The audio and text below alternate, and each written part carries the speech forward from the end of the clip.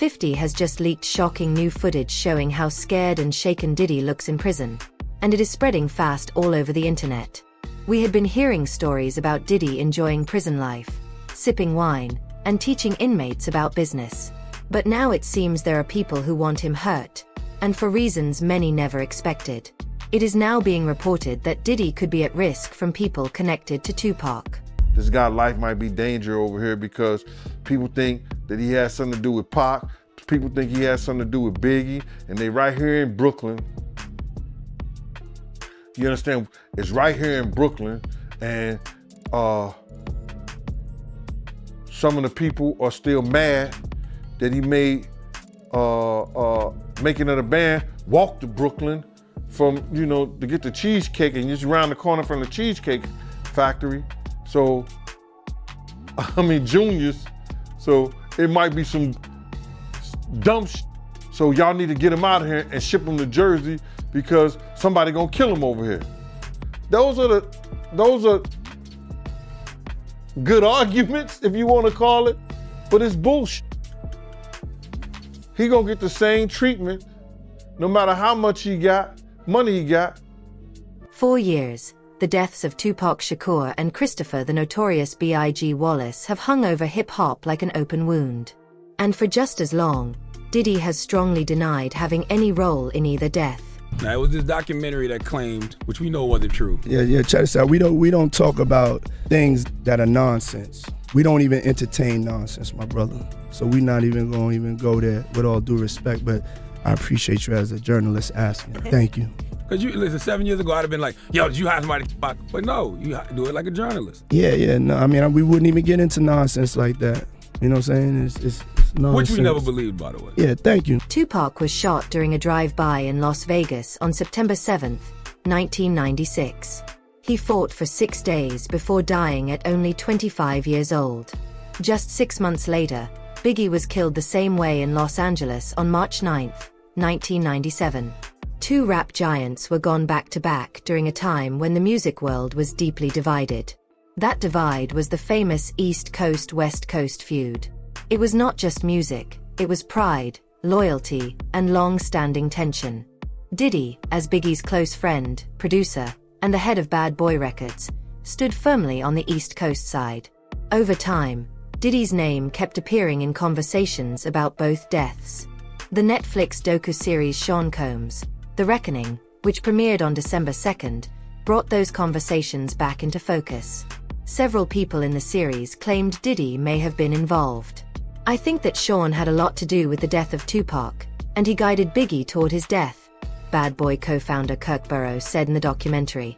The tension between Diddy and Tupac did not come from nowhere. Early on, they moved in similar music circles. That changed on November 30th, 1994. That night, Tupac was at Quad Studios in New York City to record a guest verse for Diddy's artist, Little Sean. Instead, Tupac was robbed and shot 5 times in the lobby. He survived, but the damage was done. From that moment on, his trust in both Diddy and Biggie was broken. In a 1996 interview with Vibe magazine, Tupac was asked directly if he believed Diddy was involved. Puffy was involved in the shooting? Only they can answer that question. I have my own opinion, but I wouldn't slander their name like they did mine. I wouldn't say things that I knew, you know what I mean? I believe so. I do believe so. I have proved things that I can say that will back up my claim, but this is not for the world to know about. You know what I mean? It's between me and him, and only he knows.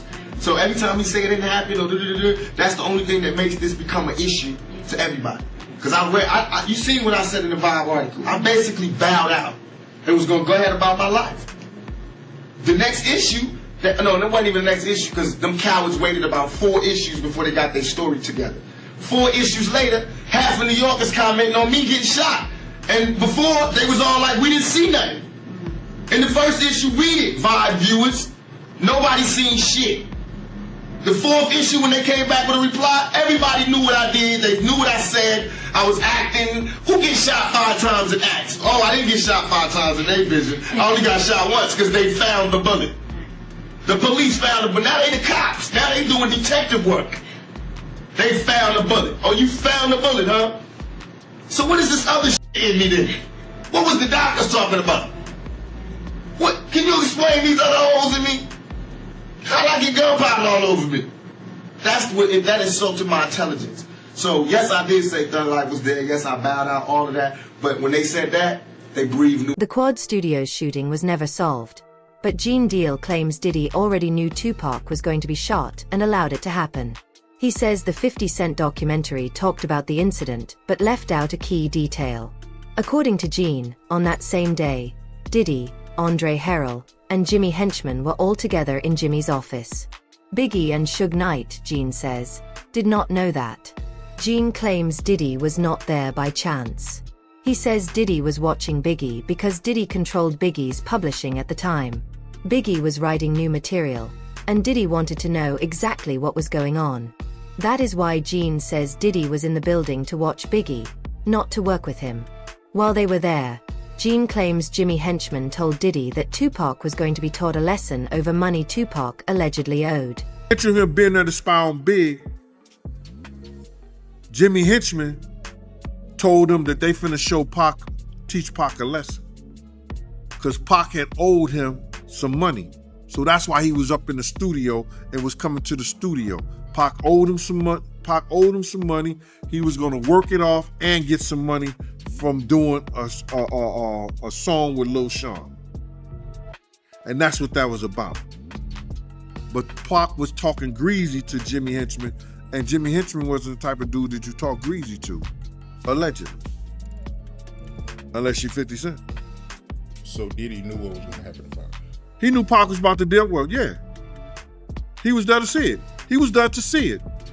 He wasn't only there to see Big them. When Jimmy Henchman told him that, he was there to see what's going to happen to Pac. He was there for that. Because had he not been there for that, he would have went up there in the office. He would have went to the studio or the studio session with Big them. He would have went to that studio session with Big them. He knew what room Big them was in. He didn't do that. He was there to see what was going to happen to Pac after Jimmy told him. And that's factual. Gene says this matches what Kirk Burrow has also claimed, that Diddy played a role behind the scenes. And if money was involved, Gene believes Kirk would know where it came from. Yeah, Kirk Burrows, he also said that, he feels like, Diddy was behind Pac murder. Yeah. If Diddy played a part in that stuff, like he said, Kirk know where the money came from. I'm gonna say this.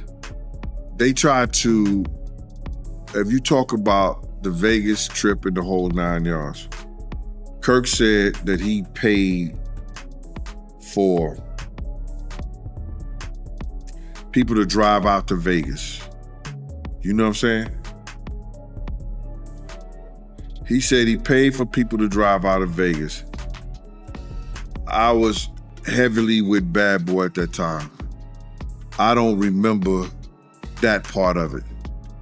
You understand? I don't remember that part of it. But if Kirk knew and he was paying for people to drive out to Vegas in the whole 9 yards, it's hard to hide $1 million, brother. You ain't going to cash that in the check cashing place. You signing that over to somebody. I said 1,000 times, and I'll say it 1,000 times again. Eric Von Zip showed me and my man Boondang, AKA my man Slick, a check for $1 million. We don't know, and everybody trying to say, lying, talking about half of it got paid, 500. I don't know. I know when I asked him about, we asked him, do we ask? No, we didn't ask him. I know when he showed us a check and he walked away after he showed us the check for the $1 million, you understand? The people involved are gone now, but the money remains. Paper trails do not disappear. If the truth is ever going to surface, Gene believes it is sitting in records. His claim was an informant in 1997 who told investigators that Puffy had hired the Southside Crips to kill both Suge and Tupac, and that the Crip who was jumped at the MGM was in the group that had done the hit, and that they originally were going to do it at Suge's Vegas nightclub, but then decided to do it right away instead of waiting. This was exactly... Yeah.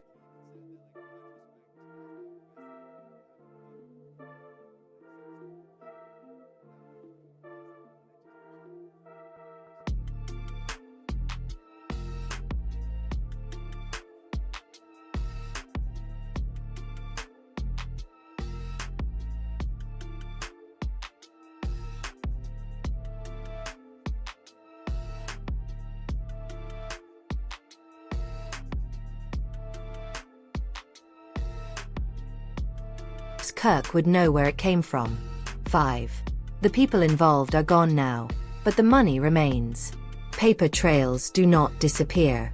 If the truth is ever going to surface, Gene believes it is sitting in records, checks, and transactions that can still be traced. Nearly 2 years later came the Las Vegas shooting that ended Tupac's life. For decades, that case also went unsolved, fueling rumors and theories across hip-hop. Then in September 2023, everything changed. Dwayne Keefe D. Davis was arrested and charged with murder. Prosecutors said he played a key role in the killing. In July 2024, a court filing revealed something even more shocking. A previously undisclosed 2009 police interview. In it, Davis allegedly described his role in Tupac's murder and repeatedly mentioned Diddy, claiming Diddy was the one who ordered the shooting. According to Davis, Diddy was furious over Tupac's constant insults.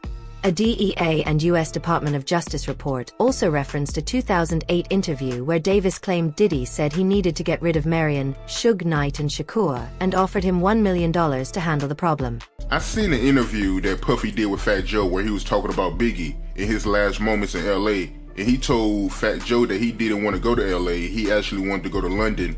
But Biggie, he was the one that wanted to go to LA, and he was the one that was pushing to go to LA. That's not true. My name is Kirk Burrows. I ran Bad Boy Entertainment. I helped co-found it. I created the company with him.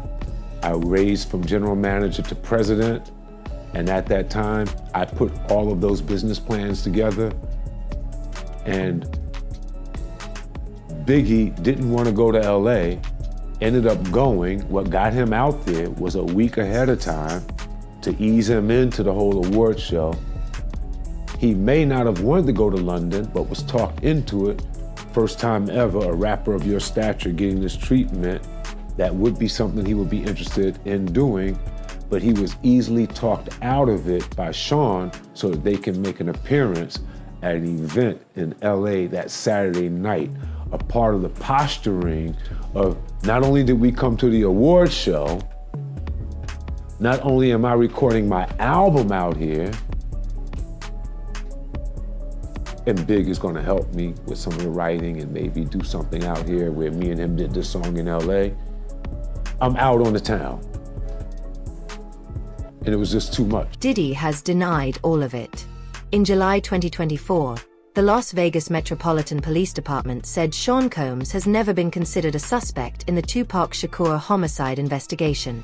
Diddy has never been charged. Davis has pleaded not guilty and remains in custody with his trial delayed. After Tupac's death, the danger did not fade. According to people close to the situation, Diddy and his East Coast team were warned not to go to the West Coast. Still, Diddy pushed ahead to promote Biggie's upcoming album. Biggie did not want to go, but Sean talked him into doing all those things, Burrow claimed in Sean Combs' The Reckoning. They wasn't going out to no party, no clubs, and no hip-hop scene. They wasn't doing none of that, brother. But that one particular night they go out, and it was because of Puff and D-Rock. Clark Kent said that shit himself. I've been saying it for years, but everybody was saying, I'm capping. Nah. What do you call Clark Kent? Is he capping? He's a vice president of a record company. You understand what I'm saying? He was DJing for Big. Is he capping? All these people should smack themselves, brother. Because what happens is, when people hear the truth, they can't believe it. Why? They can't understand it. But it happened. We couldn't have done nothing because it was no we. It was no we out there. Big had a security, Paul offered, Reggie Bullock. Puff had me and Kenny. We was down 6 to 8 other men. And it's 23 people in the entourage. And none of them got no guns. You don't go Cali empty-handed.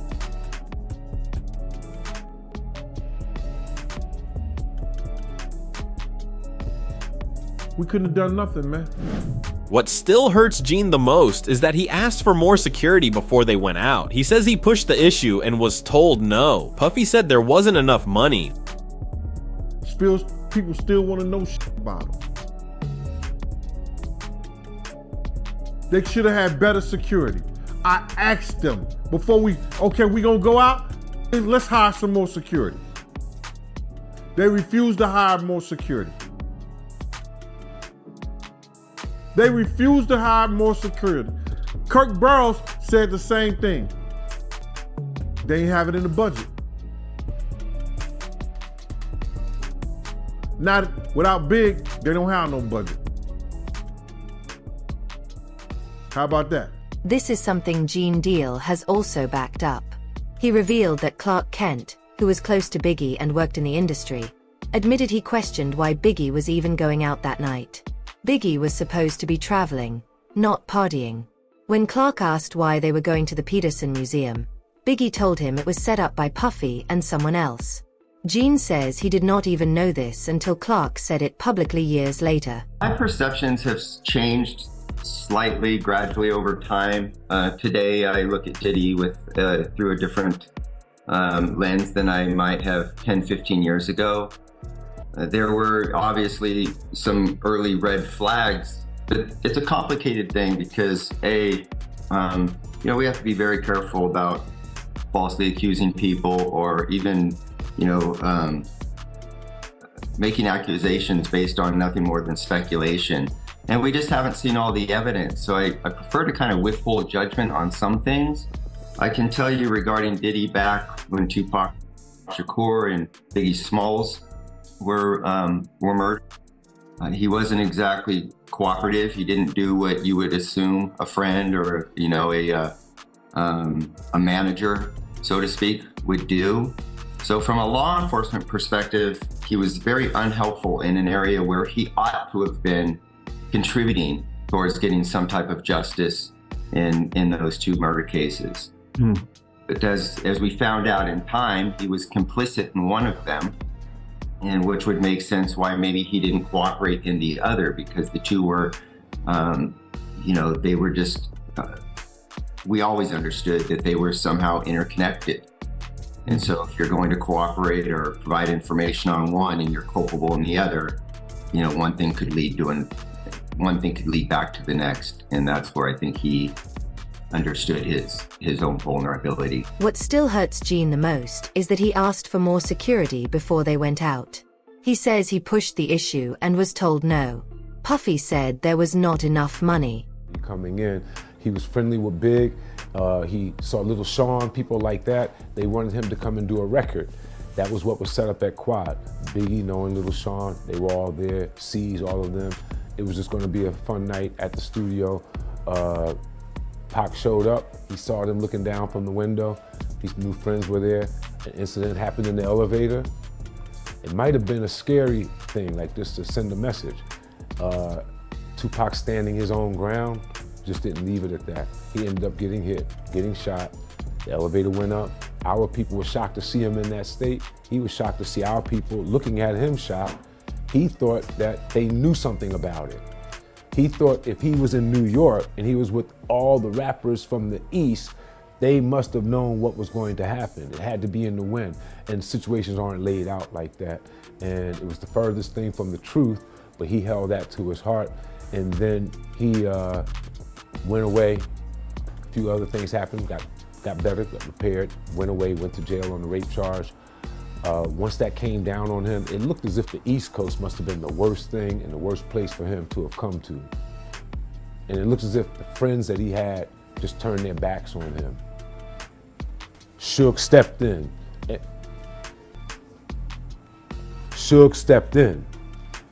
And when Suge stepped in, he signed him. He signed him to a napkin at Clinton.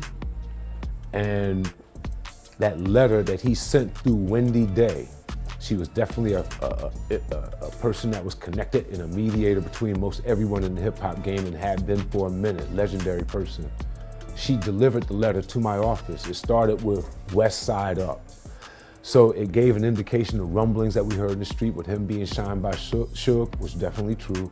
He's going to go west when he comes back, and he has an issue with us. Later in the docu-series, former LAPD detective Greg Kading said he believed Diddy made the investigation harder, not easier. A woman by the name of Wendy Day, very important woman in the hip-hop world.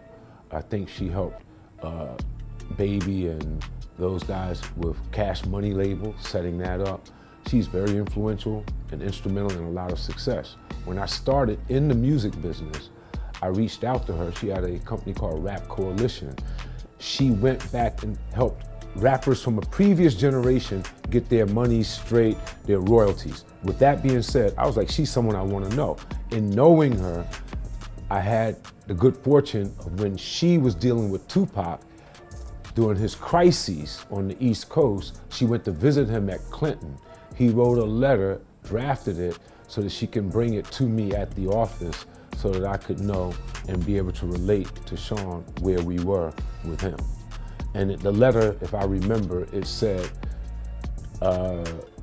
West Side Up. And what we had heard was rumblings that Suge came and signed him on a napkin to a contract, and he was going to go west, and all the stuff that happened to him on the East and made it look like people on the East, King or the biggest rappers on the East, or people that he knew should have warned him or protected him against what had happened. And it just is not geographically laid out like that. And a lot of people caught some blame for things that they had nothing to do with. And he took offense, went west, and that started him as a mouthpiece against the East, all right, going at Biggie. And I think it's more than, that's one level of the beef. Then I think there's another level of things that were going on in the streets where things happened in the dividing line between East and West that caused a big rift that led to mouthpieces going at each other. Witnesses said Biggie's shooter was a black man wearing a blue tuxedo with a bow tie. No one has ever been arrested or charged in the case. Decades later, both murders remain officially unsolved, and Diddy remains free of charges. That may change soon though, especially as more connections continue to surface regarding Diddy's alleged involvement in Pac's murder. According to Kirk Burrow, the tension was already there before Tupac ever walked into Quad Studios. Trust was thin, egos were high, and the industry was full of quiet rivalries. When Tupac was robbed and shot inside the building, Burrow says the fallout hit fast and hard. From that point on, nothing between the camps was the same. Comment you made about how when you would bring up Pac's name around Diddy, he'll get mad. Yes. He hated every bit of it. I remember one time, he was like, who did you grow up listening to? I'm like, Tupac. I ain't mentioned Biggie. That nigga ain't even talk to me for like 4 days after that. Everything with Pac, like, you couldn't say Pac was anything better than Biggie. You can't put them in the same realm or nothing. It was all about Biggie. Nick, I ain't know no fucking, it was all a dream whole song. I knew a couple words, the first verse maybe, but he made us recite the whole fucking thing. I guess, I don't know. He made us recite that whole fucking thing. And I don't think that Biggie would have gave a if a nigga would have killed about reciting his whole shit, you dig? Like, cause I grew up listening to Biggie too, and I just felt Pac did. Burrow says Tupac warned him that things were no longer just about music. The letter carried a cold message. Tupac believed it was now war with Puffy and Biggie. There was no confusion in his words, no room for misunderstanding. In Tupac's mind, what happened at Quad Studios changed everything. The D situation, I think the real reason why they ain't gonna let Puffy out is because they trying to connect that Keefer D situation with Puffy. That's what I really think it is. Because if it came down to some foolishness and all that, there are a buku chumped up charges they couldn't prove. I don't think they got no evidence. I think they trying to keep him in there to lock in that Keefer D. You hear me? That Keefer D situation with Puff. I think that's the only reason why he's still in jail right now. They know Puff is not a dangerous person on the outside. They know if they let him out right now, he's gonna be on house arrest. He's gonna be a good boy. He f around and do all church little videos and whatever. They know that already. That's not what they aiming for. They don't care about none of that. What they care about is they trying to connect Keefer D with Biggie. I mean, with Tupac and Diddy. I'm telling you, that's what I feel. And I never thought I would have said that, but I'm an intelligent man, bruh. And ain't no other way they gonna keep you in there of, Diddy did this to me. Oh, Diddy did that to me. I'm suing him. Oh, we got enough evidence to. No, you don't. That's accusations. That's not actual factual, brother. You dig? So I feel like the actual factual thing that they really trying to aim for is the key for D. That's the only thing that they can really lock him in with. All the rest of that shit gonna get chumped down when it come down to it. Diddy gonna plea, and that shit gonna be over with. But they gonna that rabbit in the hole is gonna be that kid for D situation. I'm telling you, mark my words. Watch. That's why they ain't gonna let him out. They would have let Kid for D out on that bail. Vegas got a little thing. They'll let you out on bail, but they got little restrictions of how you can get out. You dig? So they gonna make sure your ass can't get out of jail. Trust me. So that's the only way I see that. Because the feds play a different game. From Burroughs' perspective, that moment marked the real beginning of the feud spinning out of control long before the violence that would later shock the world. On the other hand, Chopper believes Diddy was almost certainly behind Tupac's death, especially considering how much he hated the man. People to put people out here that's doing shit like this, that's taking from people's families, that's beating women, that's drugging women. I ain't got a problem with it. Let's go to war. Bruh, first of all, they're gonna try to get his baby mama stories.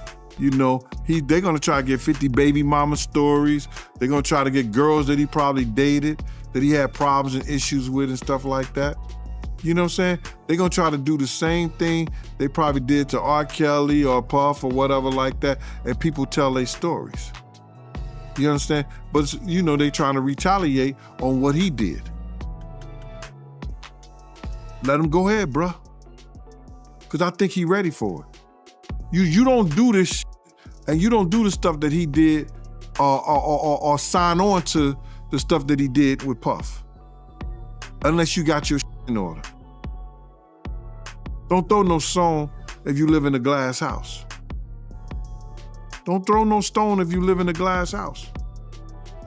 I believe 50 ready for it. If they come at him any kind of way. I heard that Diddy is trying to sue Netflix for $1 billion. Ain't nothing came up in court. That's just talk, bro. No paperwork has been put in and signed into that. They're gonna have to have a reason. If they were suing him and he had enough reason, why they didn't cease and desist the thing? Huh? If he had a leg to stand on, why they didn't cease and desist the documentary? They're just people talking. Headline news. Because had it been filed in court and they had a leg to stand on, they'd have been bringing that stuff down. Oh, we can't show it no more. Do you think we will ever see Diddy convicted for Pac's murder? Let us know in the comments.